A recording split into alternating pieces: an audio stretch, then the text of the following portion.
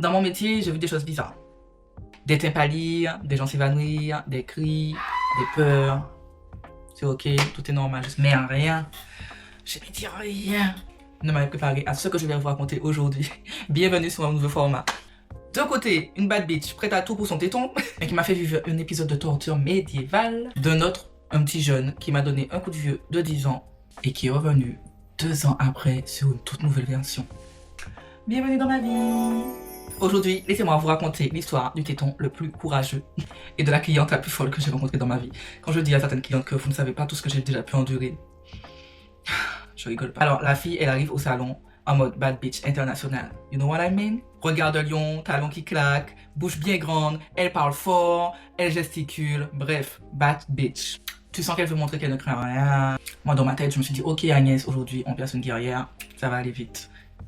Je précise qu'à ce moment de l'histoire, il est genre 16h30 par là. Elle vient faire son téton, je me dis ok ça va aller, ça ira vite. Après je repars à la maison voir ma petite qui avait 2 ans à l'époque. Je l'installe, je place ma pince, je suis prête à piquer. Et là, attends. What? Je retente, je m'approche, je vise. Attends. Je suis pas prête. Mais attends quoi? L'heure tourne. Je vois que c'est bientôt l'heure de retourner à la maison, que ma petite va demander pour sa maman. C'est là que le cauchemar commence. Parce que la meuf, elle a pas dit attends ni une fois, ni 2 fois, ni 3 fois, et encore moins 10 fois. Elle m'a dit attends pendant plus d'1 heure. 1 heure. Montre en main. 1 heure où j'étais là à attendre, accrochée à son téton. Parce que madame ne voulait pas que je lâche son téton. J'étais là figée comme une statue en train de négocier, de rassurer. Je commençais à transpirer, mes jambes tremblaient, mon dos criait libérez-moi.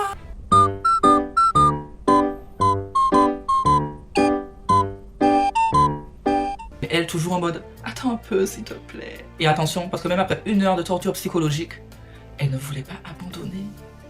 Et moi j'étais toujours en mode statue avec mon dos qui crie. Je lui ai dit mais non c'est pas grave, si tu veux on arrête, on fera ça une autre fois, pas de soucis et tout. Elle m'a dit non, je n'abandonne pas, si je pars, machin, je serai pas fière de moi, vas-y, je reste. Ma soeur, tu veux pas abandonner mais tu me fais attendre depuis bientôt 1h30. Le pire, c'est que du coup le magasin avait déjà fermé. On a attendu pour elle. Le salon était fermé, le volet était baissé. Et moi j'étais là avec ma pince sur son téton comme si que c'était mon CDI. Et après 1h30 de attente et de souffrance mentale, enfin je perds son téton. Je crois même que les anges ont applaudi ce jour-là. Elle a crié comme si qu'elle accouchait de téton neuf. Mais en tout cas elle pouvait être fière d'elle. Elle l'avait fait. Et moi je me suis écroulée dans ma voiture ce jour-là, traumatisée, idée mais vivante. Et fière d'elle. Bad bitch en carton, mais téton percé. Tout ça pour vous dire que votre perceuse elle est patiente en tout cas. Il n'y a pas de souci à ce niveau-là, j'attends. Mais s'il vous plaît par pitié, ne me faites pas attendre 1 heure. Si tu es encore là, c'est que tu t'es attaché à mes traumatismes. Donc n'oublie pas de t'abonner à la chaîne, liker la vidéo, laisser un petit commentaire. Ça m'aide énormément à raconter d'autres histoires incroyables comme ça. Merci mes cœurs. Maintenant, passons à l'histoire 2. Écoutez-moi bien parce que cette histoire mérite un documentaire Netflix. Un jour, j'ai un petit jeune qui m'appelle pour un piercing au nombril. Déjà là, mon intuition me crie Agnès, l'histoire n'est pas claire. Il demande son âge, il dit qu'il est majeur. Après, il m'explique la vérité, que sa mère est d'accord, qu'elle me fera l'autorisation parentale manuscrite. Je trouve ça quand même louche. Une mère qui valide le piercing au nombril de son fils mineur. Bref, je suis dans ma routine du matin, j'habille mes enfants, je me prépare pour aller travailler et les emmener à l'école. Et là, mon téléphone, il sonne. Il est genre 6h, 7h. Je réponds et bim. La voix la plus démoniaque de la Caraïbe au téléphone me hurle. Madame, arrêtez de harceler mon petit-fils avec ses piercings. Il a volé la pièce d'identité de sa mère pour faire des piercings. Arrêtez de le harceler, le milieu de venir faire des piercings. What? Je n'ai pas pu harceler votre petit-fils, je ne force personne à venir faire des piercings, madame. Et là, what? Elle raccroche sur moi. Clac, fin du film. Je suis devenu un volcan, j'ai même fait une story ce jour-là. Mais je viens de recevoir en fait un appel d'une grand-mère qui me dit déjà, premier abord, arrêtez de demander à mon petit-fils de venir se faire percer.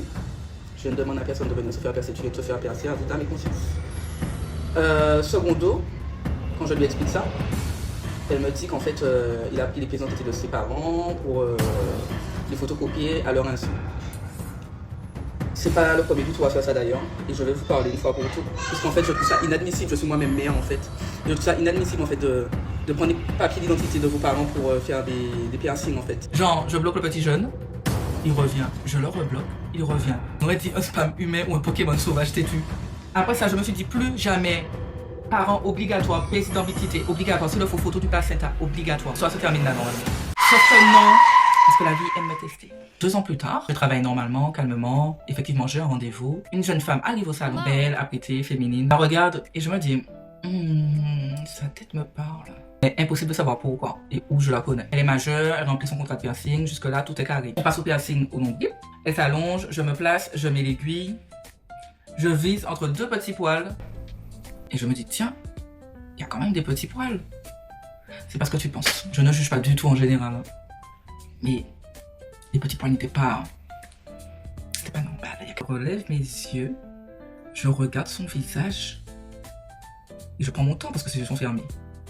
Et là, no way, mon âme sort de mon corps.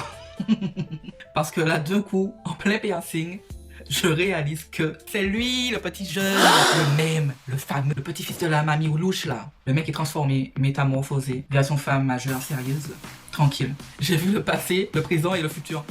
J'ai percé son nombril, mais j'ai aussi cassé tous les mystères de ma vie ce jour-là. Je suis restée choquée 3 jours. 3 jours encore. Juste avant qu'il sorte, je lui ai dit... Ah, j'espère que tu es contente, hein. Tu as enfin eu ton piercing au nombril. Je suis passé à piger que c'était une pique. Ok, je pense que j'ai gagné le prix des histoires les plus random de YouTube aujourd'hui. Merci d'être resté jusqu'à la fin. Maintenant, si tu veux être là pour la prochaine dinguerie, clique sur t'abonner, mets un like et prépare ton âme. Parce que ma vie, je te jure, c'est une série. Et on vient juste de finir l'épisode 1.